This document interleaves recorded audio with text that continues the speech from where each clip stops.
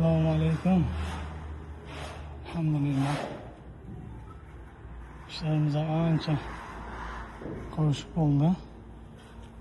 Motordan fonini qilib yo'lini qo'yganmiz. O'rtada kletkadan kiraverishga glavni xodga pianino qilib beramiz. Xolasa kuzatib borasizlar. Zinirimiz bitgan, sovuq tashqarilari.